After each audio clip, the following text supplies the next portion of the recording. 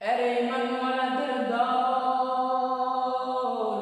আল্লাহরে বই কর কেমন বই করে হাক্কা তাকাতিহি বই করার মতন বই আল্লাহর বই অন্তরে ঢুকাতে পারলেই মানুষগুলো তোমারে বই করবে। তুমিও কাফের বেঈমানের সিলসিলাতে উন্নতি করা লাগবে না।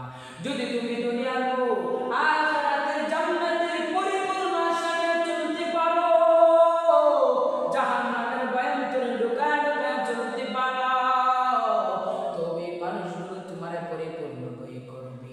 সুতরাং কি বোঝা গেল? যদি জাহান্নামের আগুন থেকে এবং কাফের বেঈমানের জাহান্নাম থেকে বাঁচতে হয়, তাহলে আল্লাহর ভয় অন্তরে ঢুকাতে হবে।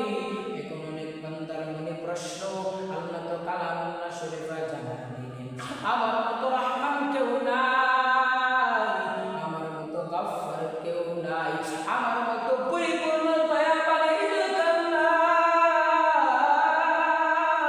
তবু কেন আমরা বারবার কোরআনে কারীমের মধ্যে জানায় দেয় ইত্তাকু রাব্বাকুম, তোমরা তোমাদের প্রভুকে ভয় করো।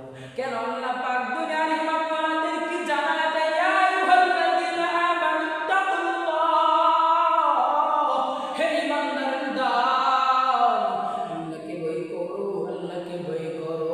এখন অনেক বান্দার মনে প্রশ্ন, যে আল্লাহ দয়ালু সে তো ভয়ঙ্কর হতে পারে না, যে আল্লাহ রহমান সে তো ভয় করার কথা বলবে কি করি? সে তো ভয়ঙ্কর হতে পারে না। দুনিয়ার নিয়ম হলো যে ভয়ঙ্কর সে দয়াবান হতে পারে না, যে দয়ালু সে ভয়ঙ্কর হতে পারে না। তাহলে আমার রব তো কোরআনের পাকের মধ্যে জানায় দিলেন আমার মতো রহমান কেউ নাই, আমার মতো গফফার কেউ নাই, আমার মতো দয়াবান কেউ নাই।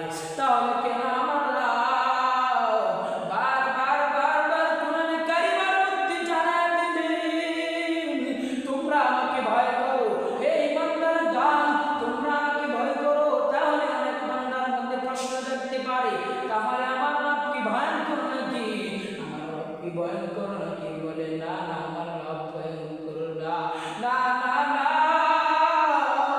আমার রব ভয়ঙ্কর না। এই তাফসীরের দুইটা তাফসীর সুন্দরভাবে বলে দিয়েছেন।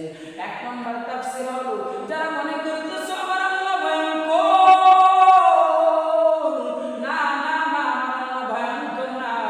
আমার আল্লাহ যে বলছেন বান্দা তুমি আমি আল্লাহকে ভয় করো, আমার আল্লাহ যে বলছেন বান্দা দুনিয়ার মানুষের দাও আমি আল্লাহকে ভয় করো, এর মানে কি? মানে কি আল্লাহকে ভয় করো নাকি? না না, এর মানে হলো আল্লাহর ভয় অন্তরে ঢোকানোর মানে হলো আল্লাহর আযাবের ভয় অন্তরের মধ্যে ঢুকায় দাও, জাহান্নামের ভয় অন্তরের মধ্যে ঢুকায় দাও। জাহান্নামের আগুন সহ্য করতে পারবে কিনা? ওই দিনের আগুন সহ্য করতে পারবে কিনা? আসলে ওই দিনে কি একটা অবস্থা হবে, ওই দিনের অবস্থা